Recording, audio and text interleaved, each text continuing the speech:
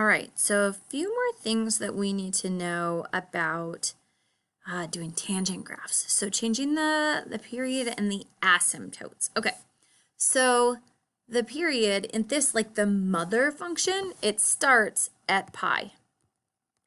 But then see this b right here? Okay, so pi is like the regular, the mother function, and then I'm gonna divide it by b. Now, we're gonna go with the absolute value. Now, might that, like a negative there would kind of reflect things this way, but we're not going to be concerned about that. We're just the period like gets skinnier or wider, kind of depending on that b. And don't forget that x's always do the opposite of what you think they might do, and that is important and valuable.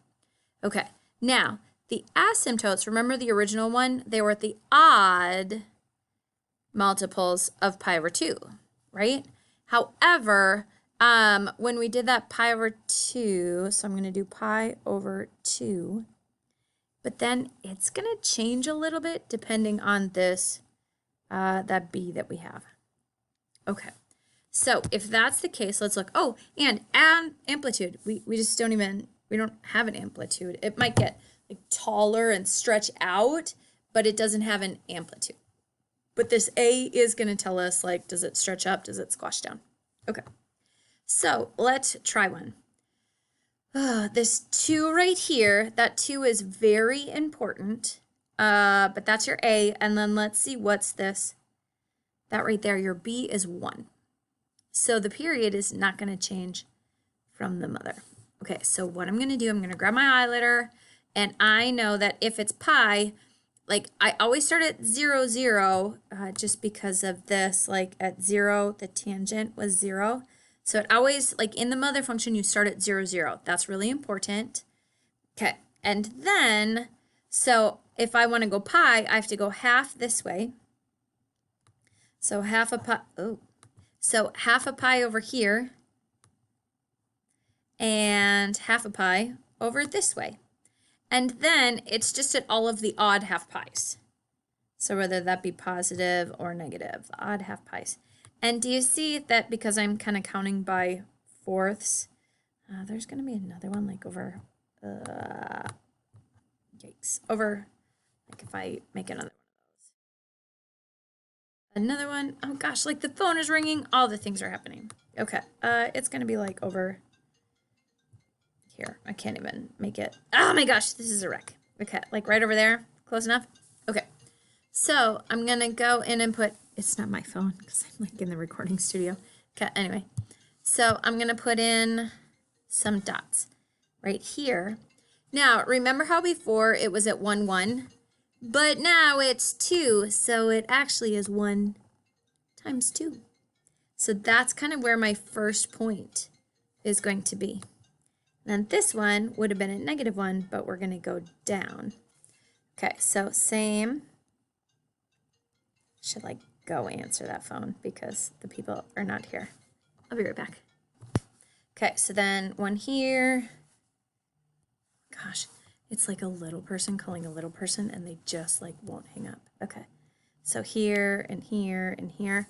So then what does the line look like? Well, do you remember how it was kind of, it was like this. So it goes, but it's kind of stretched out. So it's twice as tall because the stuff on the outside does what it's supposed to. The stuff on the inside does the opposite.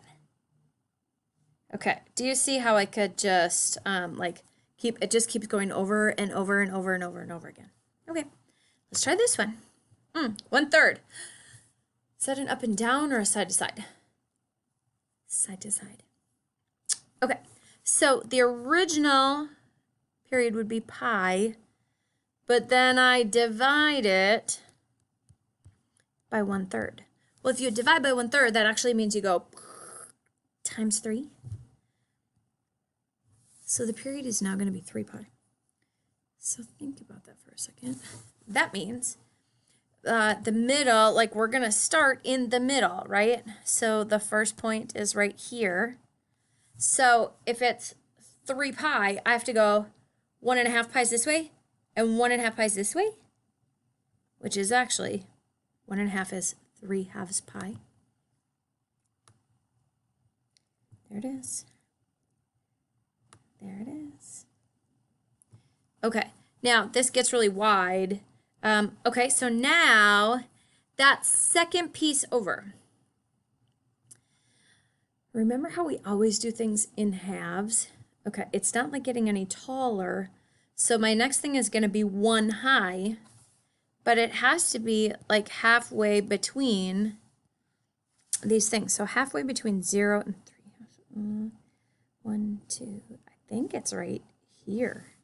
Would you agree? Because that goes 3 out. And then this one, same thing. You just kind of, everything works in halves. If you can do half, you got it.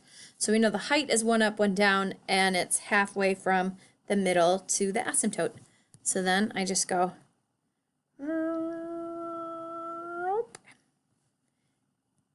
so your end behaviors as it approaches like -3 pi from the right, and then it goes down forever. And then as it approaches +3/2 from the left, it goes up forever.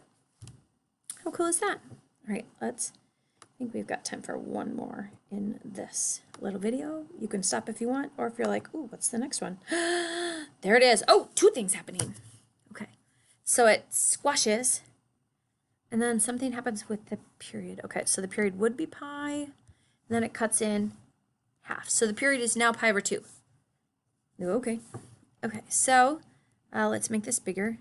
The middle, don't forget that the middle is right here. And then pi/2, so that means it goes 1/4 of a pi this way, 1/4 of the pi this way. Yeah, okay, so I'm going to grab this. So my asymptotes are right there. And so now it's really, do you see how it's like every 2/4? Because 2/4 is 1/2. Okay, so there we go. There's a whole bunch of them. Do you see how you just draw a ton? And draw them all in, because you are capable. And keep going.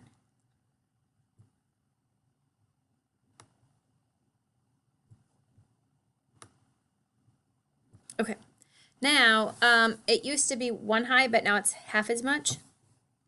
So these points are going to be like right there. So it's like going to be,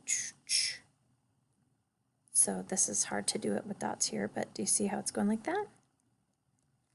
And that one is a little off. Okay, and now I grab this, and so it's like, whoop. So it's skinny. So it went skinny this way and kind of squashed down. So the period is pi/2, and then you just draw all of them in, as many as you can.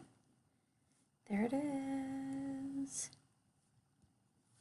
Okay, and go this way, even though my dots aren't perfect. Do you see like the basic pattern of what it looks like? There we go. That was awesome. Great work.